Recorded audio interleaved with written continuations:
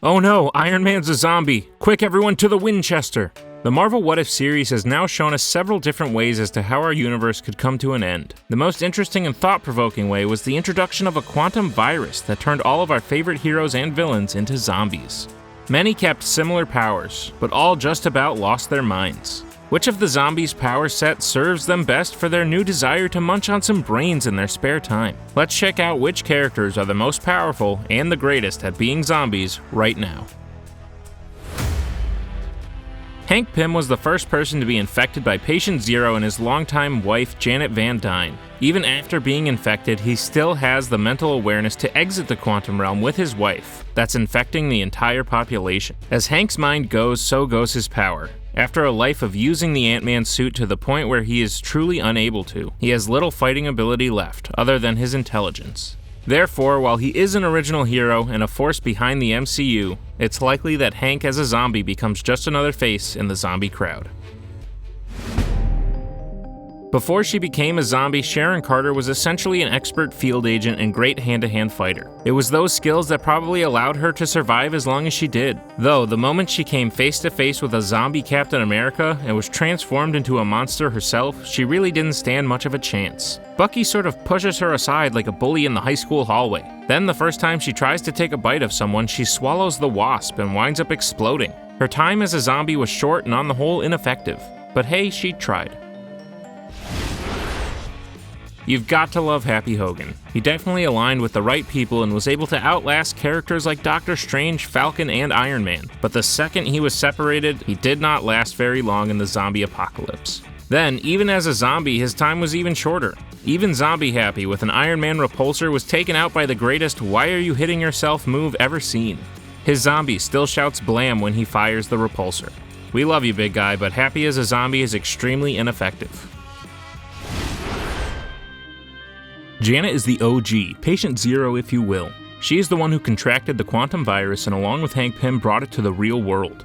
In the normal timeline, when she came back successfully, Janet had acquired some new powers in the quantum realm. However, they do not seem like the kind of powers that a zombie would find use for. Back in the day, Janet was one of Earth's original heroes, fighting right alongside her husband Hank. However, like him, years of crime fighting have probably taken their toll.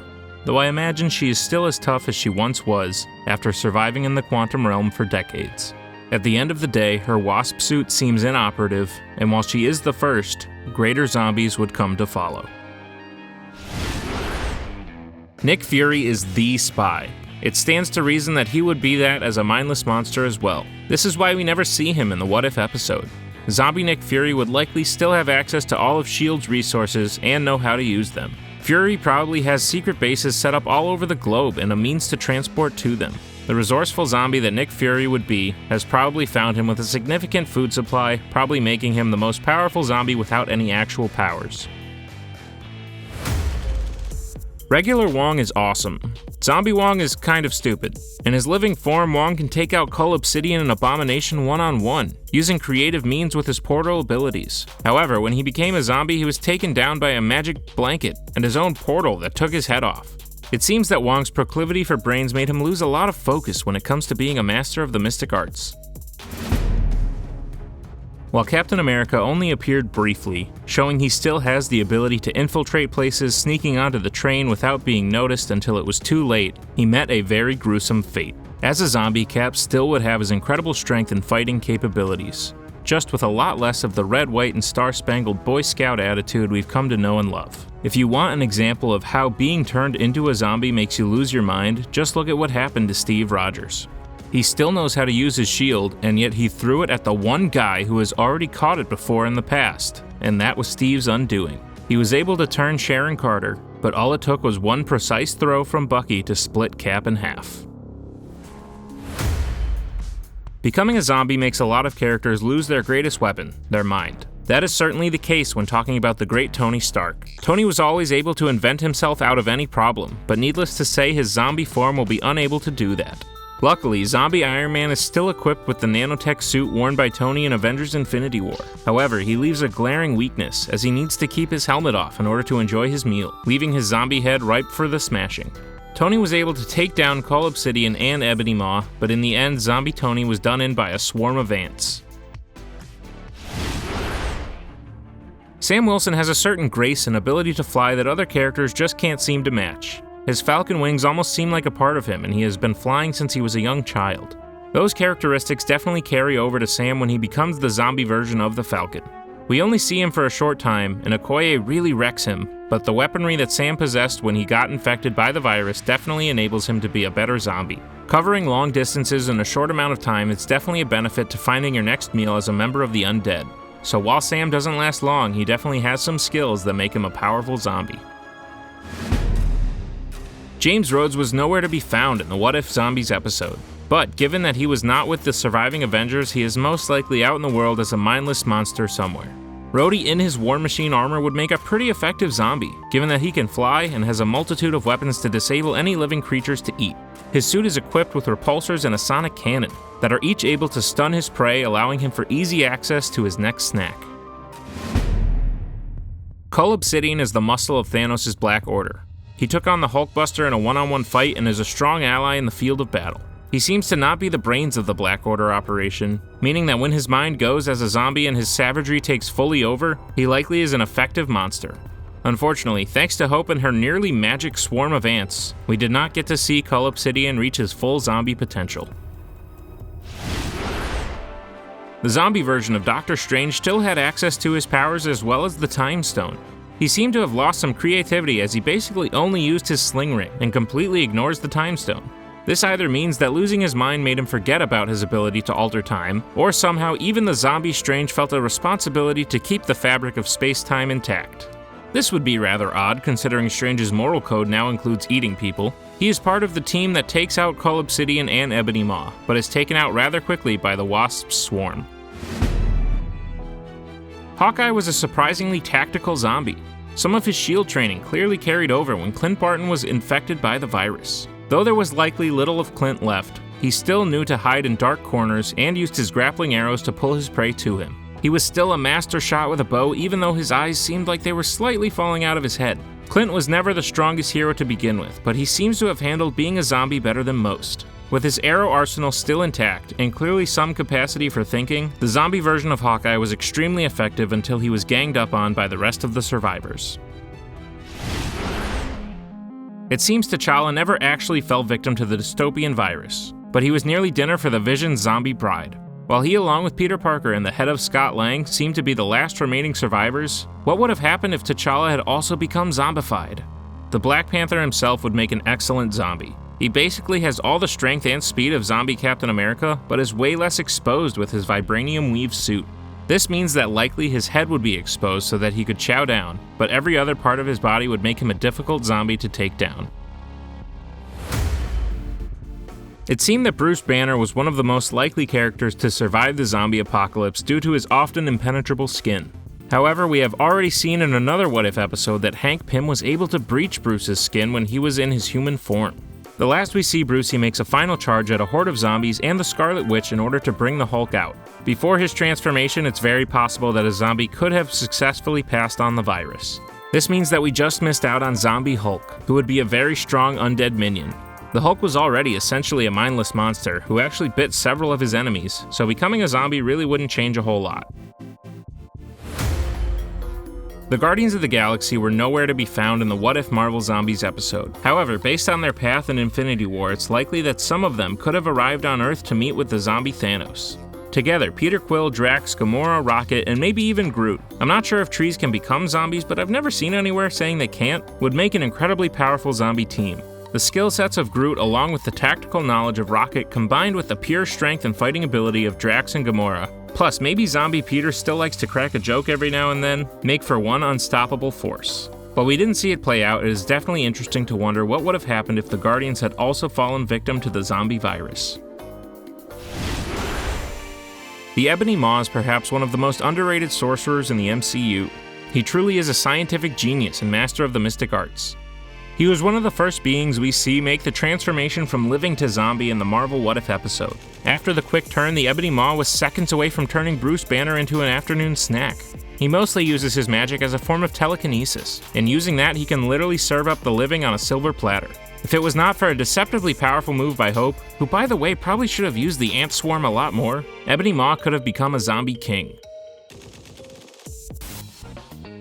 While Spider-Man was shown to be one of the few survivors when we left off with the What If zombies, the ending seems like his fate may have been sealed. Peter Parker, while a very effective zombie apocalypse survivor, likely would also have been a great zombie. Peter has enhanced strength and ability to move across great distances very quickly with his web shooters, and can also use those to literally reel in his prey like he was going fishing. Zombie Peter would lose his childlike innocence that often keeps him grounded as a hero, and could very well be one of the most effective zombies of them all. I guess zombie Doctor Strange just left the Time Stone behind, because Thanos did not have a difficult time finding it. Even as a zombie, Thanos shows that he holds an incredible amount of power. Though it seemed he was about to get the Mind Stone, he still contained 5 of the 6 Infinity Stones, making him the most powerful being in the universe. Now, while he certainly can pose up a storm, it is unclear if the zombie mind of a person would actually be able to use the stones as effectively. Some things you could point to is how Iron Man and Scarlet Witch were able to use their powers and weapons, so perhaps Thanos can use the stones as a zombie. But all of that being said, Thanos still clearly commands forces even as a zombie, is an incredible fighter, and last we saw had taken over the most powerful place on Earth in the MCU. Thor was nowhere to be seen in this episode of What If. However, seeing as Thanos completed his journey and arrived on Earth to finish collecting the Infinity Stones, it is certainly possible that Thor completed his mission as well, to arrive in Wakanda with a fancy new axe. When Thor arrived in Wakanda with Rocket and Groot at his side, he may have found the same surprise as Bruce, and very well could have fallen victim to the zombie virus as well. A zombie Thor would be unstoppable in many ways. However, one interesting question to ask would be if he would still be worthy of wielding Mjolnir. Are zombies worthy? Or after you eat your first brain, do you think that sort of disqualifies you? Even as a zombie, Scott Lang showed us how revolutionary the Ant-Man suit is. Had the world not turned to zombies, I don't see why the Pym particle couldn't be used to solve world hunger. Scott was the first person infected by Hank and Janet when they came out of the quantum realm. Then later, we would see he was living a much less enjoyable life when Vision brought him back to the land of the living. His time as a zombie shows that he's actually incredibly dangerous. Essentially, Scott can shrink down, and one single person has all the meals he needs. He's the one who turned the Avengers into zombies and began the spread of the virus over the entire world.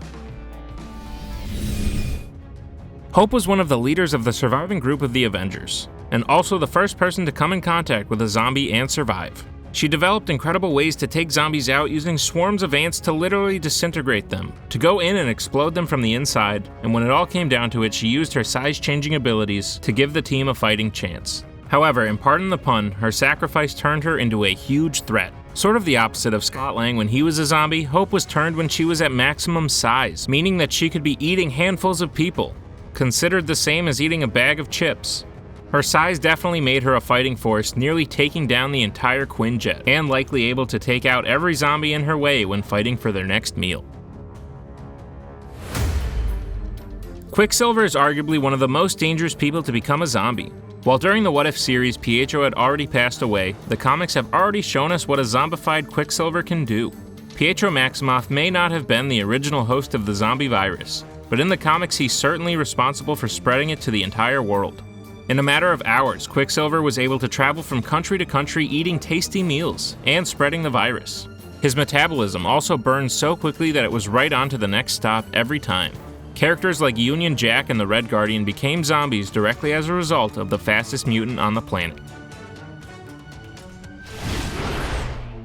While we didn't see Carol Danvers in the What If episode, I have to imagine that a zombie apocalypse would be enough for Nick Fury to use his special pager. I imagine Carol would arrive at some point after the end of the episode in a similar manner as to how she arrived when the snap happened. Only instead of coming back to find half the population missing, she would come back to find the entire population as a horde of mindless zombies. I believe if she were to become infected, she would be one of the most powerful zombies to exist. She is already one of the strongest characters, and her abilities to fly at supersonic speeds would be extremely beneficial in hunting down the living.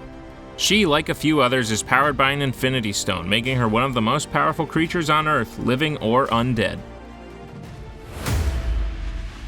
What is more chaotic than being a zombie? If there's one person who would be an extremely effective and powerful zombie, it is the master of chaos magic herself, the Scarlet Witch. She's so good as a zombie that she was resistant to the literal cure discovered by the Vision. With all manner of access to her powers still, she is literally Baba Yaga straight from a horror story. Last we saw, she was taking on a still normal version of the Hulk and basically appears to be the Scarlet Queen of the undead. She had an android who would bring snacks to her, and with her powers, the remaining Avengers didn't stand a chance. Look, if they're going to become a zombie, then they are going to be the best zombies they can be. Brains may now be on the menu, but they still hold an incredible amount of power. Which Marvel zombie do you think is the most powerful?